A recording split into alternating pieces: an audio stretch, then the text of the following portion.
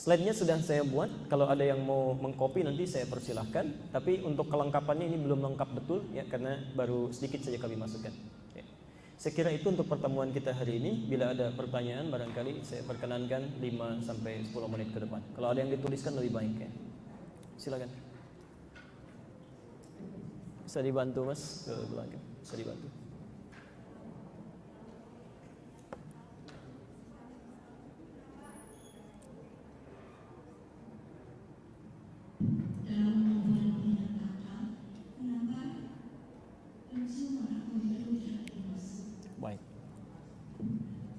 Baik, kenapa dalam ini hidung tidak termasuk? Saya tadi sebutkan ini baru sebagian, Bu. Ini baru sebagian. Ini sebagian banyak yang intinya yang saya cantumkan di sini, organ yang seringkali banyak digunakan dalam fungsi kehidupan, dan ini yang sering melahirkan maksiat. Ya. Karena hidung itu jarang sekali, mohon maaf, hidung itu umumnya tidak memberikan respon hati. Ya. Hidung itu lebih kepada kebutuhan-kebutuhan yang sifatnya mengarah kepada kebutuhan biologis. Ya. Ibu cium makanan, tumbuh lapar, itu kan?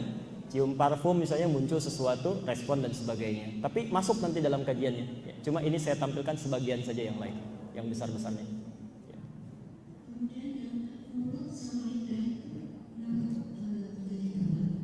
Baik.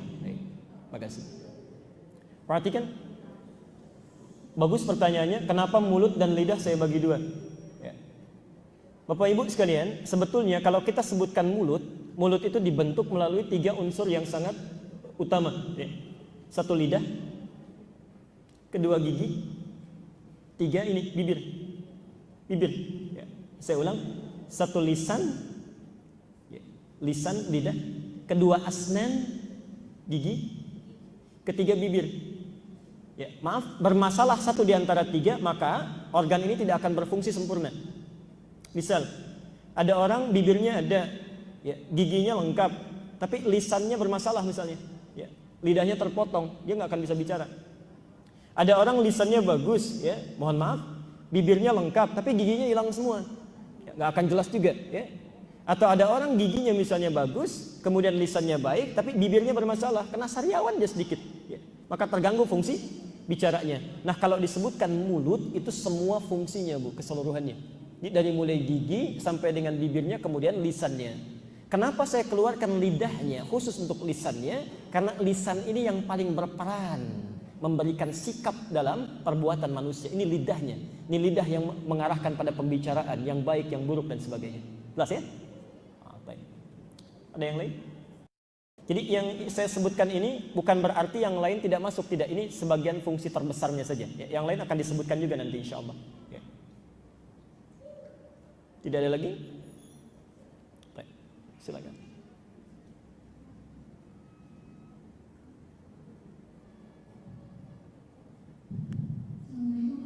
Assalamualaikum.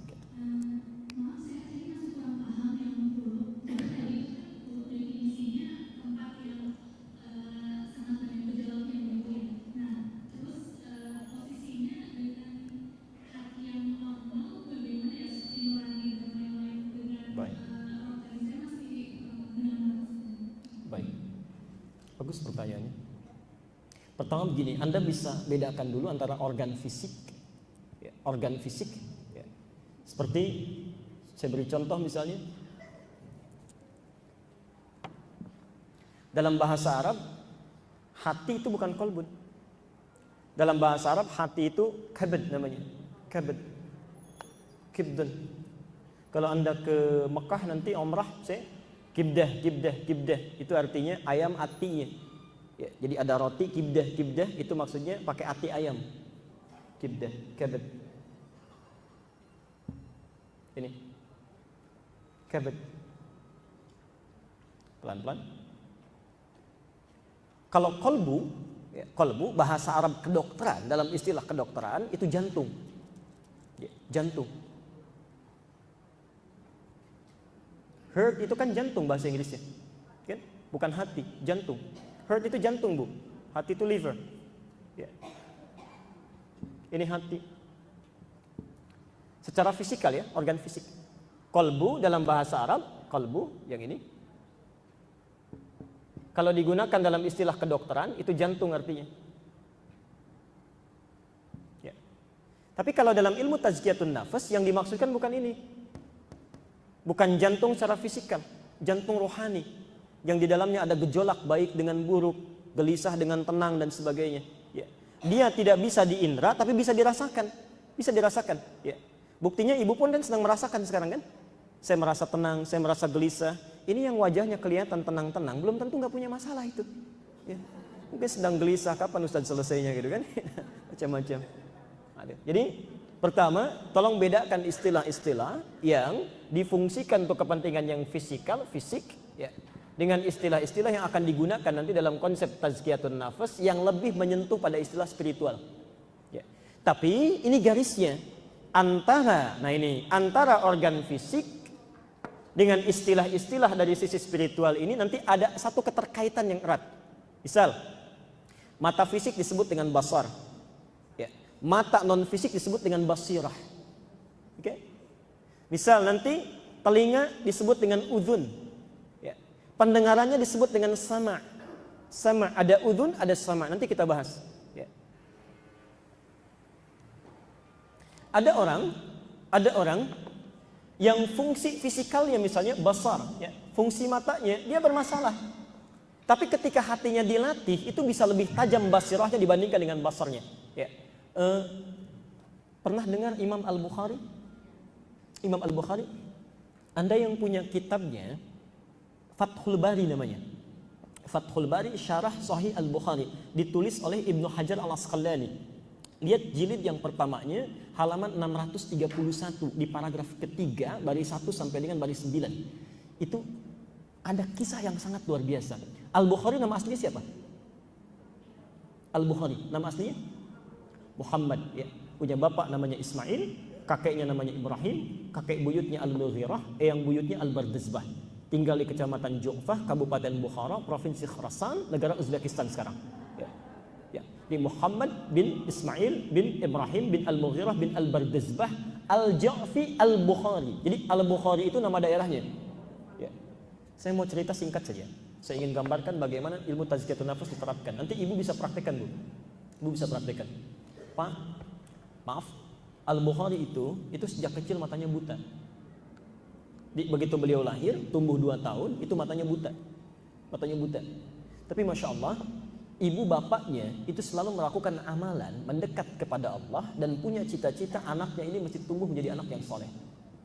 Mesti tumbuh jadi anak yang soleh. Di saat anaknya wafat, Masya Allah, ini istrinya masih memegang teguh. Ya, komitmen di antara suami dan istri itu. Anak saya mesti berhasil. Single parent, Bu. Ya, single parent. Maka Masya Allah, saat mulai tumbuh dalam keterbatasan matanya buta, sudah ikhtiar sana sini, tidak sembuh-sembuh. Tapi perhatikan, ketakwaan orang tua yang seringkali memohon kepada Allah itu berdampak pada penjagaan Allah. Anda titipkan anak kepada Allah, maka Allah akan jaga sepanjang hayatnya. Bapak ibu misalnya rawat di rumah ini ya, kalau di rumah bisa kelihatan, keluar dari rumah siapa yang rawat? Siapa yang perhatikan, yang mengawasi? Itu nggak ada kecuali Allah. Di saat Anda titipkan kepada Allah, Allah yang akan mengawasinya. Karena itu nanti satu saat kita akan belajar dalam fikih keluarga, ya, satu saat ya. Misal, perhatikan, ketika Hannah melahirkan Maryam, itu pertama kali yang dilakukan oleh Hannah dan Imran adalah menitipkan Maryam kepada Allah. Menitipkan Maryam kepada Allah. Di Ali Imran ayat 36 itu. Ya, falamma wada'atha qalat rabbi inni wada'tuha untha wallahu a'lamu bima wada'at wa laysa dzakaru kal untha wa inni sammaituha maryama wa inni u'idzuha bika wa dzurriyyataha minasyaitonir rajim. Ya Allah, saya namai dia Maryam dan saya titipkan dia kepadamu supaya dilindungi dari tipu daya syaitan yang sangat terkutuk. Dititipkan. Maka Allah pun menjaga Maryam. Diterima oleh Allah ayat 37-nya itu. Insyaallah. Yang paling menarik, ini ayat ditunggangi oleh ibunda dan ayahanda Al-Bukhari saat lahir bapaknya meninggal tapi doanya nggak pernah putus. Perhatikan, Al-Bukhari buta mata fisiknya disebut dengan basar, nggak bisa lihat, tapi Allah ganti dengan mata hatinya, tajam sekali. Itu kalau beliau dibacakan satu kalimat misalnya di sepanjang halaman begini, itu bisa diulang titik komanya bahkan tanpa keliru sedikit pun. Al-Bukhari, saking tajamnya mata hatinya. Nah, yang mau saya sampaikan, satu ketika beliau datang ke majlis Qur'annya, kemudian belajar dengan gurunya, belajar Qur'an. Saat itu dibacakan surat Qaf, surat ke-50. Saat dibacakan, ya, selesai gurunya membacakan, bertanya, man hafidha? Siapa yang telah hafal katanya? Tiba-tiba anak kecil usia 4 tahun, ya, sedangkan teman-temannya lebih daripada itu usianya, mengacungkan tangannya dan dia buta matanya. Dia katakan, Syekh, hafidhtu ala dhahri qalbi. Saya sudah hafal dalam jiwa saya. Saya sudah hafal dalam kepala saya. Ya. Jadi ada orang yang hafal di luar kepala, ya, ada orang yang hafal di dalam kepala. Ya, hafalan terbagi dua ya, hafal di luar kepala, itu belum masuk. Ya. Ada yang hafal di dalam kepala. Nah, Al-Bukhari ini dibacakan sekali bacaan, kata beliau, saya sudah hafal. Gurunya bingung. Ya. Ada orang bisa melihat mushafnya dipegang belum hafal, ini anak gak bisa lihat sudah hafal. Kata gurunya, ta'al ya bunai, maju sini. Iqra, bacakan. Allah, bukan hanya kalimatnya tapi makhrajnya, sifat hurufnya itu persis seperti gurunya yang membacakannya. Langsung dipeluk oleh gurunya, dikatakan padanya, perhatikan kalimatnya, minal an tadrusul hadis. Mulai hari ini Ananda mesti belajar hadis. Itu senangnya luar biasa, Bu, Pak. Karena gurunya paham kalau Quran dimudahkan oleh Allah, pasti mudah bagi anak ini. Menghafal hadis saja begitu mudahnya, Masya Allah. Maaf, dibacakan Quran saja begitu mudahnya, karena Quran itu dijamin. Ya, 4 kali diulang dalam Al-Quran sendiri. Tadi saya bacakan juga Quran surah 54 ya. Ayat 17, ayat 22, ayat 32, ayat ke-40. Walaqad yassarnal Qur'ana lidzikri. Kami sudah mudahkan Quran untuk diingat. Ya. Prinsip gurunya, bagi kamu Quran mudah, hadis pelajari. Lihat poinnya ya. Pulang ke rumahnya, bertemu dengan ibundanya. Kata Al-Bukhari kecil, ummi, bu, tadi terjadi begini. Begini, ibunya senang luar biasa. Ya. Perhatikan, Al-Bukhari mulai berkata, di sini keajaibannya. Kata Al-Bukhari kecil, ummi uridul hadis. Ma, saya ingin belajar hadis. Kata ibunya, Ananda punya keterbatasan, iktafi bil Quran tsummal hadis. Cukupkan dulu dengan Al-Quran, setelah itu Nanda belajar hadis. Lihat kata Al-Bukhari kecil, saking inginnya belajar, la uridul hadis, tidak ma, tetap saya ingin belajar hadis. Maka anak ini dalam keadaan demikian mencari meraba-raba pintu buka kamarnya. Ibunya melihat sedih luar biasa masuk ke kamarnya. Maka beliau masuk ke dalam mihrab, di situ berdoa, memohon kepada Allah. Perhatikan kalimatnya. Saya ingin tampakkan, Yal basir yalladzi ala kulli syai'in qadir a'id basiratanni. Yal basir, ya Allah yang maha menatap dengan tajam sampai kedalaman hati manusia. Ya, perhatikan, yalladzi ala kulli syai'in qadir, yang tidak pernah ada batas dari kuasa-Mu. A'id basiratanni, mohon kembalikan penglihatan anak saya. Yang luar biasa saat ibundanya berdoa dalam tangisannya, capek mengantuk lantas tidur, itu Al-Bukhari sedang asik mengulang surah Qafnya. Di ibunya menyebut Yal Basir, Al-Bukhari sampai di ayat ke-22 surat Qaf. Ya. Qad kunta fi ghaflatin min hadza. Dulu pandanganmu enggak bisa lihat, tertutup. Fakashafna anka ghita'aka. Mulai hari ini akan dibuka kembali pandanganmu. Wa basaruka al-yawma hadid. Ibunya menyebut Yal Basir, Al-Bukhari menyebut wa basar. Basar itu kan pandangan fisik. Wa basaruka al-yawma hadid. Mulai hari ini pandanganmu akan kembali menatap tajam. Itu ayat di akhirat diturunkan oleh Allah karunia di muka bumi. Ketika selesai baca itu tiba-tiba terbuka pandangannya. Saking kagetnya lompat beliau. Dikejar ibundanya, umi kaget ya, sampai dibangunkan. Laqad ra'ait, saya bisa lihat, Kata ibundanya, rubbama ra'ait bi qalbik. Nanda mungkin lihat dengan hati. La, bal bi aini. Saya lihat dengan mata saya. Ya. Ibu pakai pakaian begini, di samping kita ada benda ini sampai dipeluk oleh ibundanya, bertangisan keduanya, dan sejak saat itulah kemudian mulai rajin menghafalkan hadis Nabi SAW sampai menuliskan Sahih Al-Bukhari 16 tahun itu. Ya, 16 tahun ditulisnya itu. Itu Al-Bukhari. Ya. Jadi maksud saya, ada kebaikan-kebaikan besar yang kita dapatkan. Kalau fisik sudah tidak berfungsi, mintakan kepada Allah dengan yang lainnya. Ya. Dan doa itu yang paling tajam. Paling tajam. Ya. Terakhir, di sini.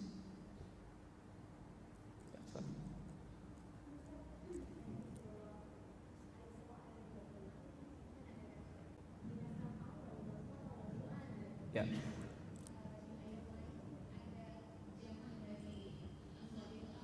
Al-afidah.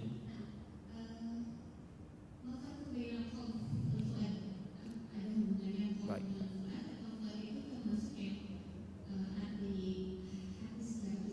Baik. Bahkan nanti ada fuad, ada dhamir, ada latifah. Nah, itu berbeda. Ya. Saya khususkan ke fuad saja dulu. Tadi takwa itu sumber kebaikan, fujur sumber keburukan. Nah, suara hati yang mengeluarkan petunjuk dari takwa dan fujur itu suara hatinya disebut dengan fuad. Ya, disebut dengan fuad.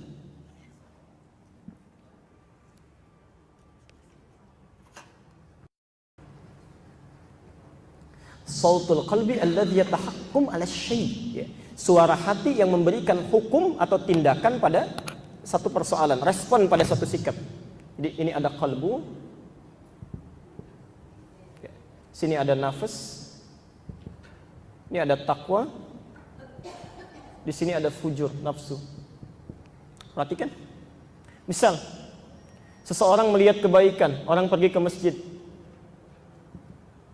Direspon oleh mata kan, tembuskan ke akal, ditembuskan ke sini, ya.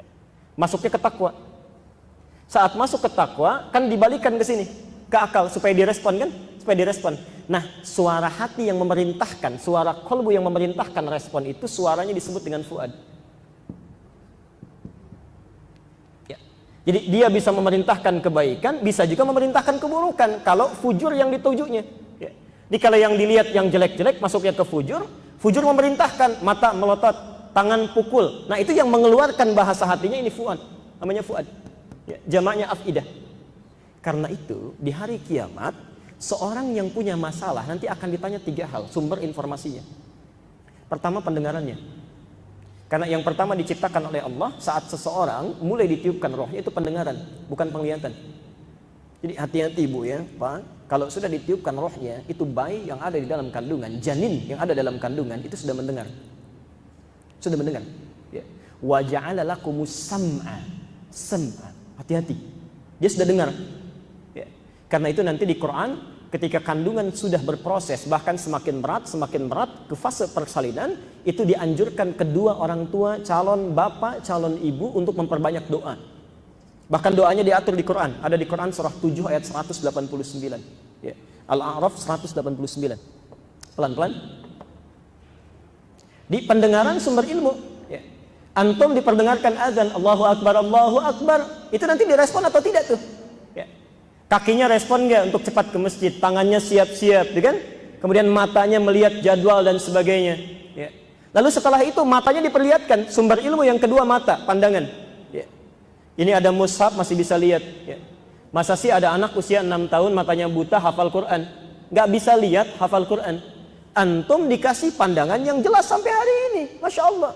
Usia panjang sampai 60 tahun. Masa sekian ayat Quran belum bisa dibaca sama sekali?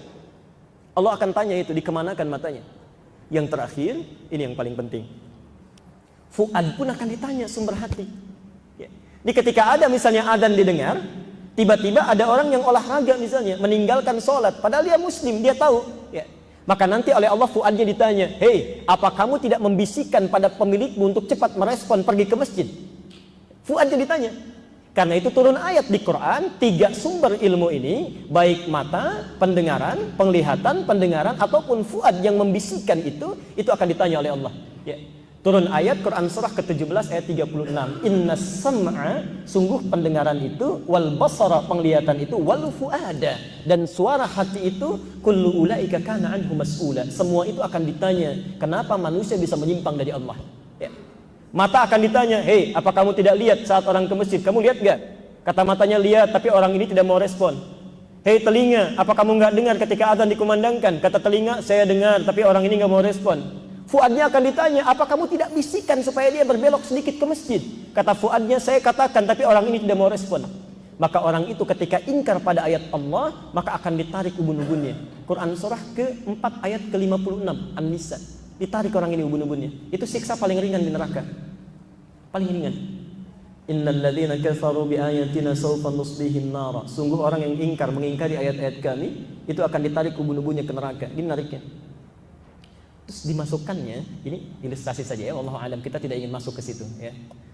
Perhatikan, setelah ditarik ubun-ubunnya itu dicelupkan ke neraka. Cara nyelupnya gini, pernah bikin teh celup?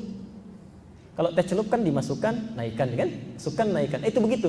kullama nadijat juluduhum, saat ditarik, dicelupkan ubun-ubunnya, dimasukkan begini, itu hancur seluruh dirinya, kulitnya hancur, segalanya hancur. Tapi tidak dibiarkan hancur seketika, diangkat lagi begini, badalnahum juludan ghairaha. Ya, begitu diangkat sembuh lagi. Dicelupkan, hancur, angkat, sembuh lagi. Celupkan, hancur, angkat, sembuh lagi. Allah. Satu harinya berapa lama di dunia? Satu hari akhirat berapa lama di dunia? Tahu dari mana? As-Sajdah ya, ayat yang kelima itu. Yudabbirul amra minas samai ilal ardi thumma ya'ruju ilaihi fi yawmin kana miqdaruhu alf sanatin mimma ta'uddun. Kata Allah, perbandingan akhirat dengan dunia itu satu harinya 1000 tahun dunia. Maaf, kalau ada yang dicelupkan di akhirat di neraka sehari saja itu sama dengan 1000 tahun. Satu detiknya 48 hari. Jadi kalau ada yang dicelupkan satu detik saja di situ, itu sama dengan sakitnya 48 hari selama di dunia. Itu yang paling ringan, yang paling ringan. Allahu a'lam bishawab. Jelas di sini? Baik. Kita cukupkan dulu ya.